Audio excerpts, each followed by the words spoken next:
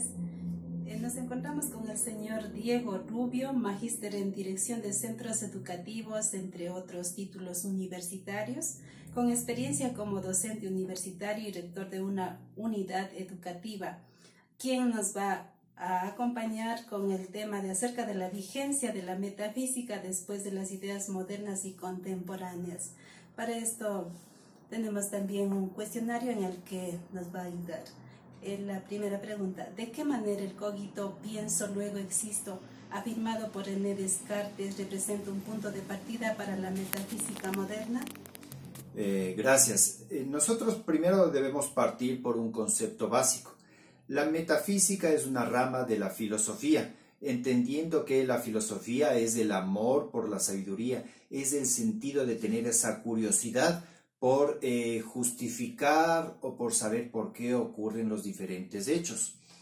En otras palabras, estudia lo que trasciende lo físico. La metafísica nos ayuda a entender, nos trata de justificar los hechos que van más allá de lo palpable, de lo justificable científicamente. Entonces, el cogito de pienso, luego existo, representa el punto de partida para la metafísica, porque uno primero tiene que pensar en los hechos. Inclusive para justificar científicamente un hecho, un científico primero piensa, primero busca las teorías de toda la cantidad de conocimientos que tiene, va buscando qué le va a ir sirviendo para justificar ese hecho. Eso ya es un conocimiento metafísico, el hecho de ponerme a pensar cómo voy a justificar un hecho o una actividad. Muchas gracias.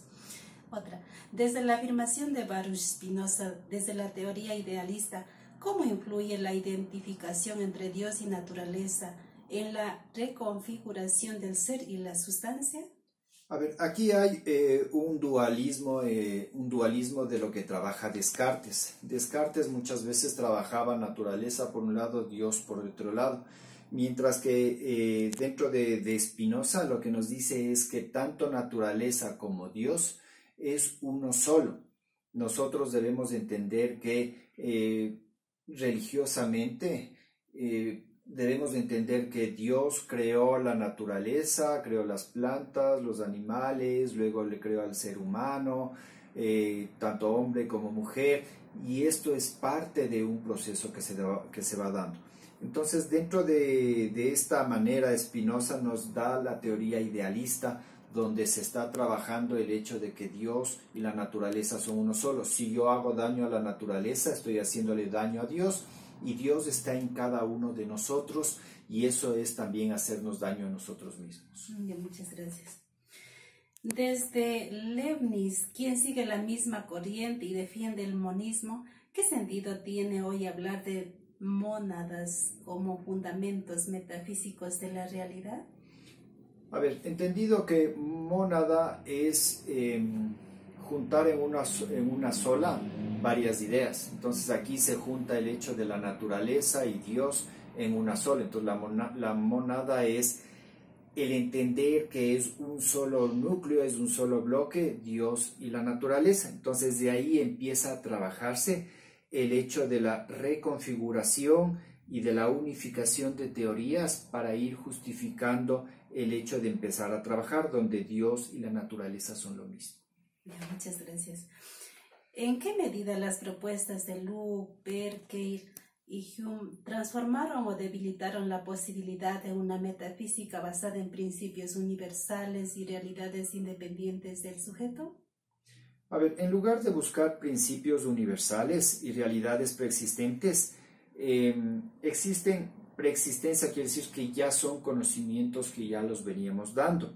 Estos filósofos se centraron en el papel de la experiencia y la mente en la construcción del conocimiento. Entonces, cuando uno tiene conocimientos previos, puede adquirir nuevos conocimientos. Yo no puedo aprender a sumar 3 cantidades si es que antes no aprendía a sumar 2 cantidades. Entonces, las matemáticas pueden ser muy abstractas si es que no tenemos un componente filosófico, si no tenemos un componente metafísico en el que entendamos que el hecho de aprender las cosas básicas me lleva a mí a aprender cosas más complejas. Entonces, dentro de todas estas teorías, vamos viendo que es interesante sobre la naturaleza de la realidad del individuo con el cosmos va dándose desde la experiencia. El conocimiento que yo tenía o en la época prehistórica, cómo entendían la caída de un rayo, a lo que tenemos ahora, a cómo entendemos ahora el rayo, qué utilidad puede tener antes y qué utilidad tiene ahora. Antes veíamos el río, ahora tenemos centrales hidroeléctricas, entonces vamos viendo cuál es la utilidad y la incidencia de cada hecho que se esté dando. Muchas gracias. Desde la teoría del idealismo trascendental de Kant, ¿qué significa que Kant haya limitado el conocimiento para dejar espacio a la fe y cómo afecta esto a la metafísica? A ver, Kant lo que nos dice es que hay que trabajar primero la fe, hay que trabajar primero el conocimiento, el pensamiento que podamos tener. Entonces ahí se junta mucho con el pienso, luego existo. Todo proceso tiene que darse pensando el proceso que yo estoy trabajando. Entonces Kant lo que nos dice es, primero hay que pensar, luego podemos actuar.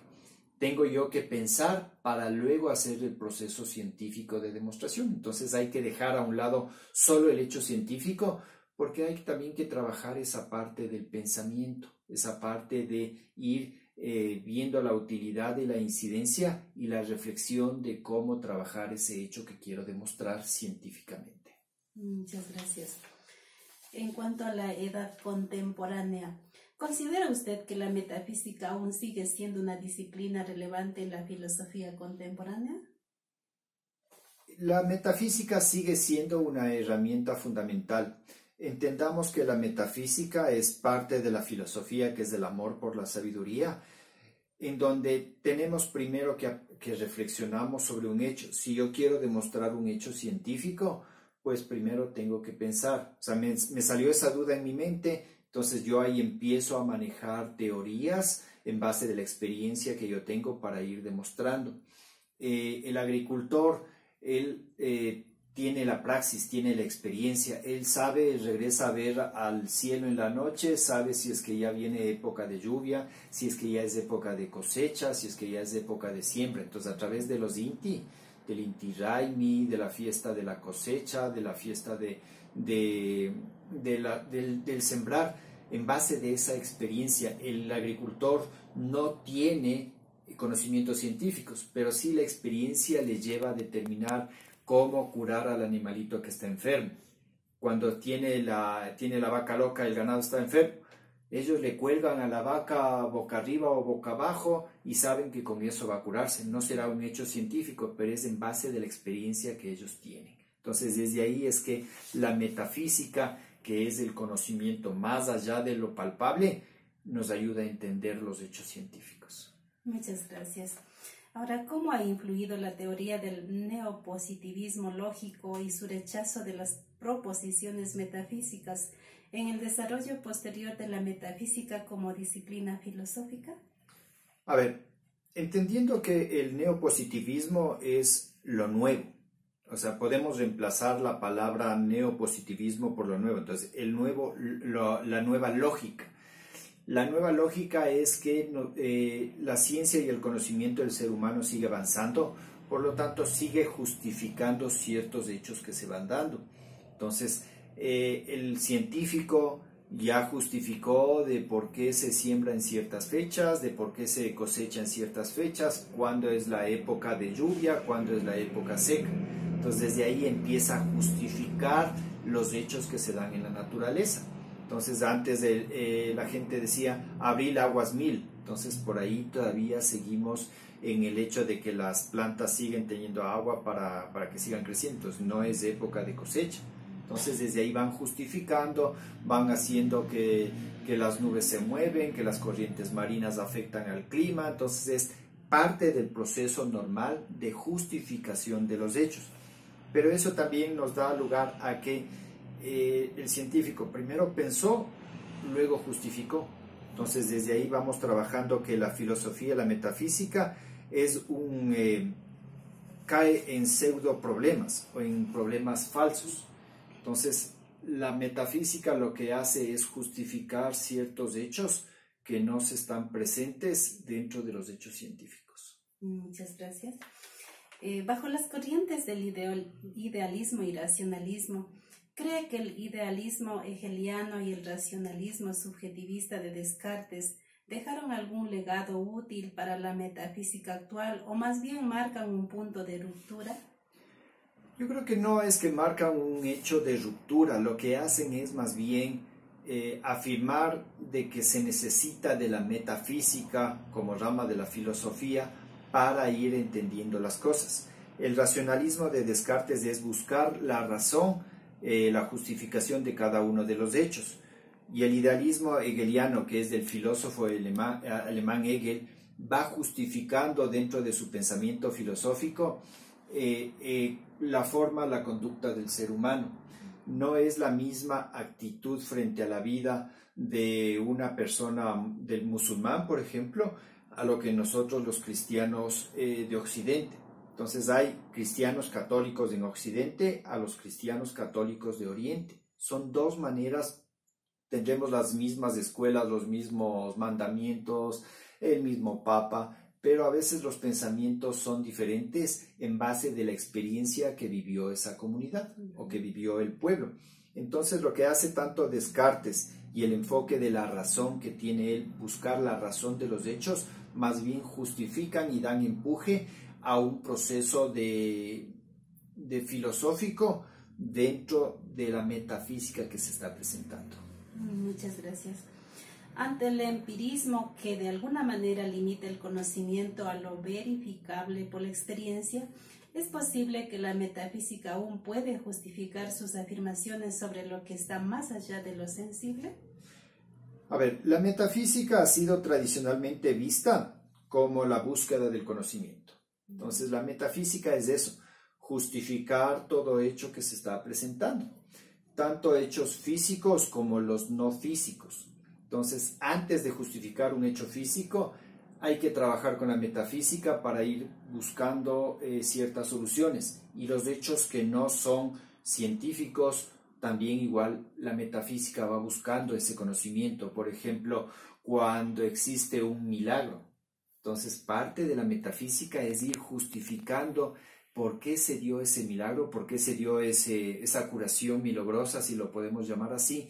Entonces va buscando eso y se arrima a la fe para justificar ese hecho que se dio. Si por ahí hubo un deslave en el que no existieron víctimas, entonces también se va justificando y se dice gracias a Dios no hubo víctimas. Entonces eso es parte de la metafísica, de ir justificando y buscando la razón a un hecho que se estuvo presentando. Entonces desde ahí es que el idealismo y el racionalismo sí se van presentando y el empirismo es en base de la experiencia. Entonces la experiencia me da a mí ciertos conocimientos para justificar los hechos que se están dando. Muchas gracias.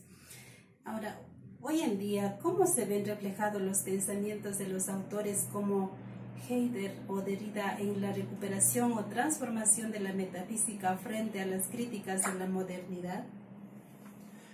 A ver, a través de las críticas a la modernidad, uno critica muchas veces la parte de la modernidad, lo que está trabajando, lo que sigue avanzando la ciencia y la tecnología, que los chicos de la generación que se llaman ahora la generación Z ya no están buscando trabajos de escritorio, más bien están buscando trabajos que les lleven a recorrer nuevas fuentes, nuevos caminos. La generación Z, cuando llegan a ser gerentes, ya no contratan a los de su misma generación porque no son estables, más bien están buscando generaciones anteriores para que estén dentro de su trabajo porque son gente mucho más estable. Entonces, dentro de esto, los pensamientos de los autores como Heidegger y Derrida hacen una recuperación, una transformación de que la metafísica nos lleva a entender el comportamiento humano, nos lleva a entender ciertos procesos que la naturaleza se está dando. Entonces, por ejemplo, dentro de un proceso existe lo que está ocurriendo en el río Coca, lo que se está comiéndose el río, las paredes, y puede llegar a afectar la central hidroeléctrica.